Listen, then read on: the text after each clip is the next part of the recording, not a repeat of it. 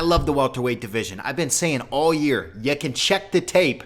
The welterweight division was the one to watch. It is the most stacked division in the UFC right now. 7 out of the top 10 and 8, if you count Islam, welterweights in the world will be fighting within the next 2 weeks, and a lot of them are here at MSG. We have Islam Makhachev moving up a weight division to take on Jack Della Maddalena, Sean Brady, and a little bit of a shocker taking on Michael Morales, and we also have Carlos Prates and Leon Edwards, just to round out the crew.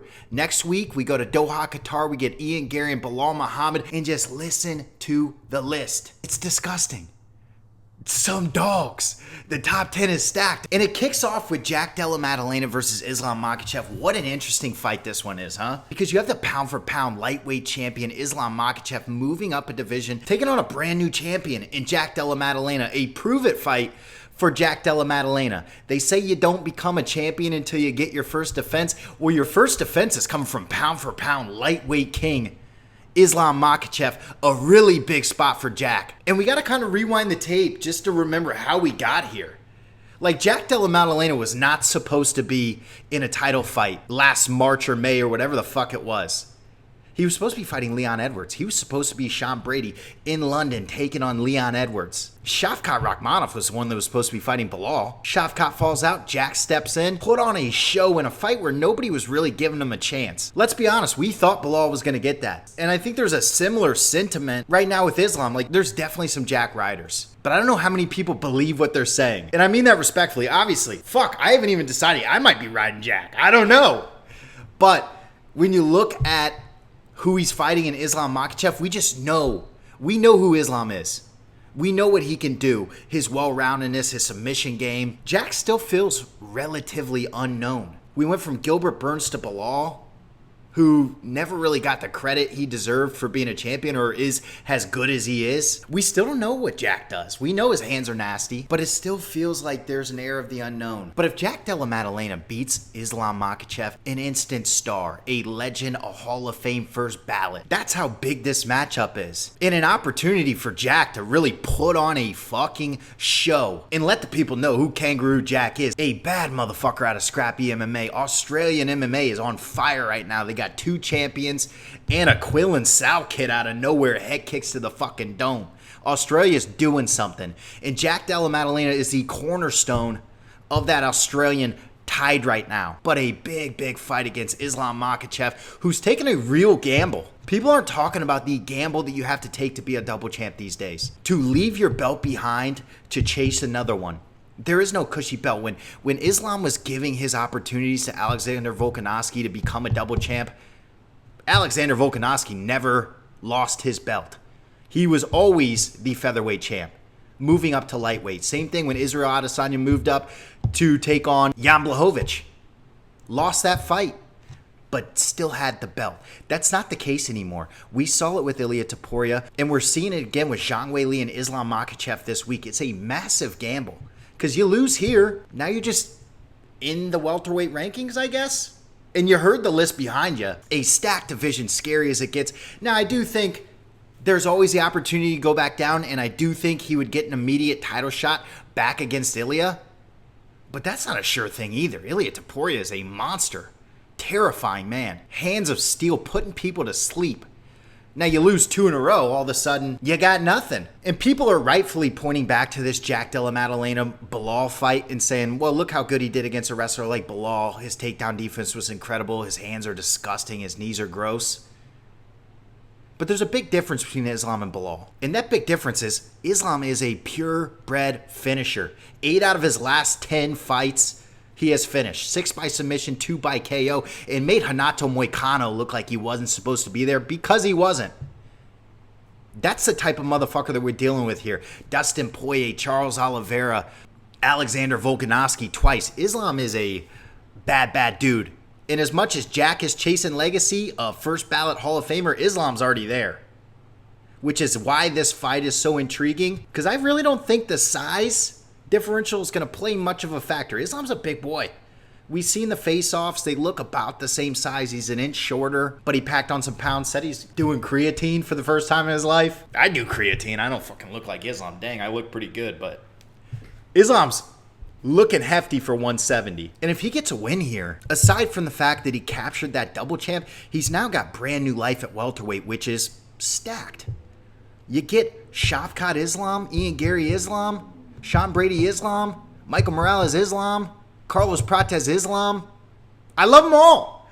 You can't miss in this welterweight division. You want to be known as the greatest all time? This is the place, and this is the division to do it in right now, because if he makes a run here, like a real run, stacks together 3 or 4 title defenses, there is no more question. John Jones, who? Habib, who? The shadow's gone. Islam would be in a whole new world. Now, I did see a graphic where Islam apparently said that he wants Kamaru Usman next if he were to get past Jack. The answer is no to that. No. First of all, then there's no reason to be running this mini tournament we got going on right now, where you have 3 top contender fights happening, 2 on the same card and 1 next week in Doha. But also, no. And to his credit, I do feel like that's a bit of an Ali statement. Same management, obviously makes sense for Ali to want that, but no. The answer is certifiably no. And if you're a Kamaru Usman rider, I hate to tell you this, he is 2-3 fights away right now with the way that this welterweight division is stacked up. Great win over Joaquin Buckley, but you got to do it again, and you might have to do it one more time after that. Now let's talk about this welterweight tournament we got, because as interesting as the title fight is, as high as the stakes are, the legacies that are on the line, the tournament underneath it is so freaking good, and it all kicks off with Sean Brady versus Michael Morales, which was a little bit of a shocker. And to take it back in time a little bit, it feels a lot like Sean Brady taking on Belal, the undefeated fighter coming up against a grizzly vet. Sean Brady was in this exact position not too long ago, and it didn't end in his way.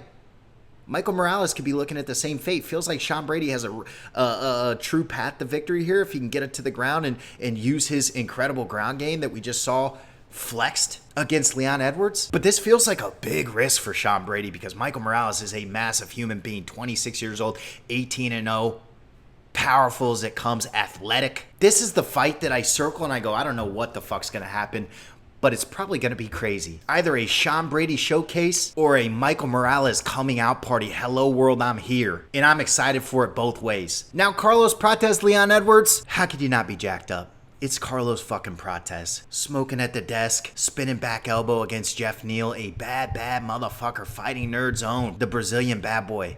You gotta love Carlos Prates. And I think he's actually in a really interesting spot this week, because if this is a true welterweight showdown, the best performance gets the shot, Carlos Prates is probably set up the best. And don't just take it from me, take it from the odds makers.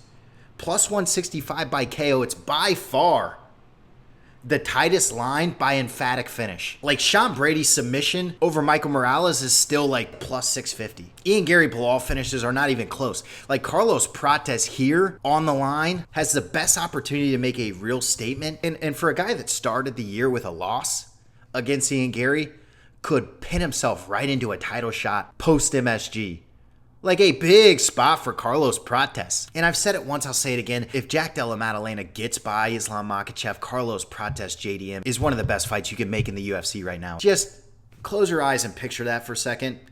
Yep, it's a banger. It is a banger. I don't give a fuck what anybody else does. Carlos Prates and JDM both win. Give me that fight. Give me that fight. And for Leon Edwards, you got to be at least a little bit excited that you're not facing a wrestler for the first time in like 5 fights.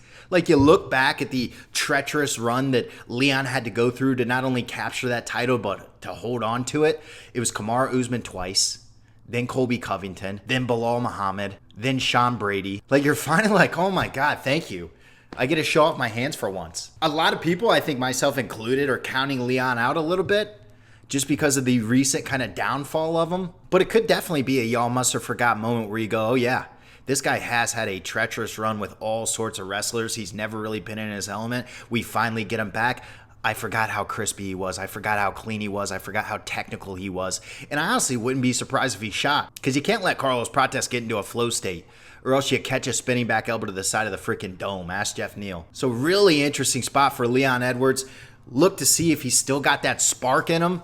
He definitely doesn't have the one-punch hitter-quitter like Carlos does, But Carlos Prates also stood for most of the Ian Garry fight and kind of got picked apart. So I could see that y'all must have forgot moment coming here for Leon Edwards. But regardless, any way you look at it, we got 3 massive welterweight fights on this MSG card. I'm so glad that they did it this way. Because first of all, they're all super interesting fights. Second of all, we're going to get some answers. But you don't get answers until Doha Qatar the following week, because Ian Garry will be taking on Belal Muhammad. And that is the final stanza of this welterweight tournament. Like Carlos Prates, Ian Garry finished last year with a loss. He's only picked up 1 win in between, and that is Carlos Prates. There's a bit of a prove it moment here for Ian as well, because he did have a lot of success grappling with Shavkat. And you assume that Belal's going to want to do something similar, especially with the height and reach advantage that Ian will have over Belal. He's going to look to tighten this thing up, so we're really going to see the evolution of Ian's ground game. At least I'm hoping so. Or maybe he just kicks him in the fucking dome or pillow pats him for 5 rounds. Who knows what's going to happen? Is it 5 rounds or 3? I think it's 3. Could be wrong. But regardless, the final stanza, Ian Garry and Belal are going to be able to look at what happened with all the other welterweights here and go, okay,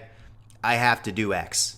Not that they're not already trying to finish the fight as fast as possible. You don't get paid by the minute, but it gives you that perspective where you go, okay, X finished the fight via head kick. I got to do something better or bigger or faster. And if you're Belal Muhammad right here, you're in an interesting position, because I think of all of the guys on this card, I would say Belal and Leon are probably least likely, even with a win, to get an immediate title shot, especially if JDM wins. Belal just lost the belt. And then Leon's also on a 2-fight losing streak as we speak. And also, I don't know if, has there been any update? Is Belal willing to fight Islam yet? Like, what happens if he makes a run and turns out to be the clear #1 contender? Is that fight on the table? I don't know. It doesn't, I mean, as much as they're friends, the fact that Islam even came over the second Belal lost, the fact that he even had some tweets fired up and ready to go, ding, ding, ding, right after Belal lost, not, you'll be back, inshallah, my brother. It was, hey, I've arrived, I'm coming for that belt. It feels like there's not too much love lost in that relationship, but an interesting spot for Belal, and I'd like to see how that plays out if Islam wins, or even if he doesn't and just stays at welterweight. Because if you look at like big fights that you could make for Islam in the future, you can definitely build a story around that Belal-Islam fight. As much as we say Belal's a boring fighter, stories are what we look for. Stories are what makes the fight game special. And Friends to Foe, a classic.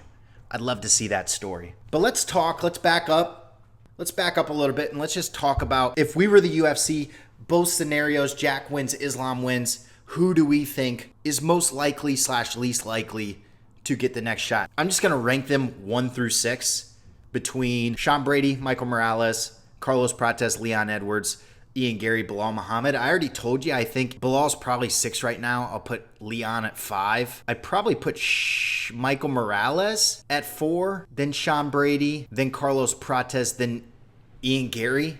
Does that feel right? It's either Ian Garry or Carlos Prates, I think, depending on winner. Again, that JDM Carlos Prates fight, I'd love to see that. But you get an Islam victory here, and Ian shows off versus Belal Muhammad. Run it up. Run it up. We got Conor McGregor versus Khabib too. It's not true, but that's how they're going to bill it. Regardless, I fucking love this fight card. I love this welterweight showdown we have. I'm absolutely jacked for this weekend. I hope you are too. Peace and love.